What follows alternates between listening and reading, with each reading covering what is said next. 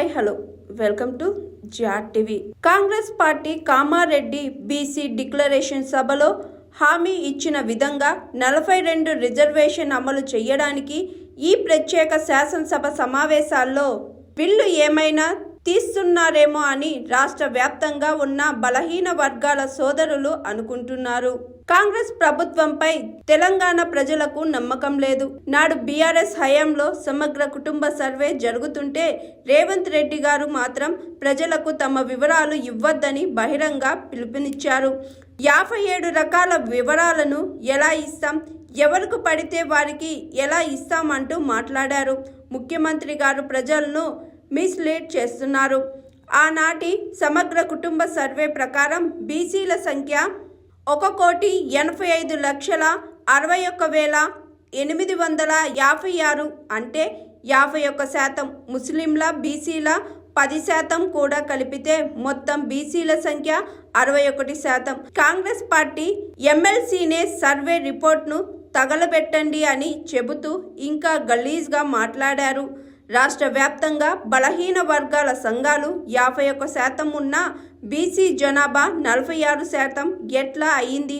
1,64,00,000కు BC జనాభా ఎలా తగ్గిందని ప్రశ్నించారు అసెంబ్లీ సమావేశాల్లో కేటీఆర్. చేపించింది ప్రభుత్వమే. Yes, it is an official document. అందులో ఖచ్చితంగా మేము ఓపెన్ గా వెబ్సైట్ లోనే పెట్టినాం. అసెంబ్లీలో కాదు, చాటుమాటుకు కాదు, పారదర్శకంగా వెబ్సైట్ పెట్టాం. ఆ వెబ్సైట్ లోంచే పాయల్ శంకర్ గారు తీసుకున్నారు. ఏముంది అధ్యక్ష? సమగ్ర ఒక మాట మీ చేతిలో కూడా అదే ఉంది. ఏముంది అధ్యక్ష అందులో డేటా? తేడా ఏంటంటే కేసీఆర్ గారి ప్రభుత్వానికి కాంగ్రెస్ ప్రభుత్వానికి అధ్యక్ష సమగ్ర కుటుంబ సర్వేలో పాల్గొన్న కుటుంబాల సంఖ్య 1,03,00,000 కుటుంబాల అధ్యక్ష. 1,03,95,000. మొత్తం పాల్గొన్న ప్రజలు 3,68,00,000. 3,68,00,000 జరిగింది ఒక్క రోజులో 24 గంటల్లో రాష్ట్ర వ్యాప్తంగా ప్రతి ఇంటిని ఎన్యూమరేట్ చేసి అత్యద్భుతంగా చేసినాం. మేము చేసిన తర్వాత ముఖ్యమంత్రి గారు నిజంగా ఎంత మిస్లీడింగ్ గా మాట్లాడుతున్నారంటే అధ్యక్ష వారు అంటారు, అధ్యక్ష ఇంతకు మించిన టాపిక్ లేదు అధ్యక్ష. వారు అడిగిన ప్రశ్నకు తప్పకుండా మా ప్రభుత్వం గతంలో చేసిన పని గురించి వారు అనుమానాలు తలెత్తే విధంగా ఏదైతే మాట్లాడినారో దాని గురించి చెప్పాలి అధ్యక్ష. వారు అంటారు అధ్యక్ష బీసీల సంఖ్య అందులో ఎంత అని. ఎస్, ఆనాడు బీసీల సంఖ్య సమగ్ర కుటుంబ సర్వే ప్రకారం 1,85,61,856 51%. 51% బీసీలు ప్లస్ అది కాకుండా ముస్లిం సామాజిక వర్గంలో ఉండే బీసీలను కూడా కలుపుకుంటే 10%. మొత్తం ఆనాడు సమగ్ర కుటుంబ సర్వే ప్రకారం రాష్ట్రంలో బీసీల సంఖ్య 61%.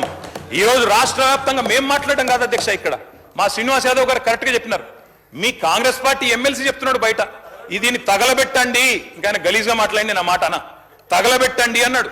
దీన్ని తగలబెట్టండి ఈ నివేదికను తప్పుల తడక అని కాంగ్రెస్ పార్టీ ఎమ్మెల్సీ చెప్తున్నాడు, మేం కాదు. రాష్ట్ర వ్యాప్తంగా బలహీన వర్గాల సంఘాలు చెప్తున్నాయి.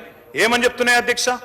సమగ్ర కుటుంబ సర్వేలో 1,85,61,000 ఉన్న బీసీలు ఎట్లా 1,64,00,000 తగ్గినరు?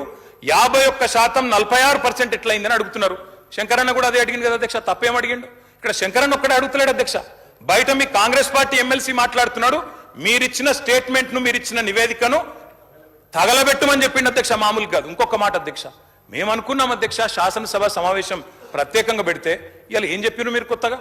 మీరు చెప్పింది ఈరోజు చెప్పింది మొన్న ఉత్తమ్ కుమార్ రెడ్డి బయట ప్రెస్లే చెప్పిండ్రు. ఆయన ఉత్తమ్ కుమార్ రెడ్డి గారు సబ్ కమిటీ చైర్మన్ గా ప్రెస్ మీట్ లో ఇవాళ మీరు చెప్పిన లెక్కలని మొన్ననే చెప్పిండ్రు. ఎందుకు పెట్టిండ్రు మీరు? ఇవాళ మేమేమనుకున్నాం, 42% రిజర్వేషన్ ఇవ్వడానికి చట్టబద్ధత కల్పిస్తూ బిల్లు తెస్తారనుకున్నాం. లేదా మీరు చెప్పినట్టు 56% బీసీలు ఉంటే ఆ 56% బీసీలకు బీసీ సప్లాన్ చేస్తారేమో అనుకున్నాం.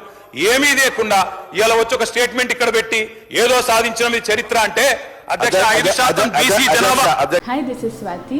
లైక్ చేయండి, షేర్ చేయండి, కమెంట్ చేయండి అండ్ సబ్స్క్రైబ్ చేయండి GR TV. Hi, this is Monica. Please like, share and subscribe GR TV.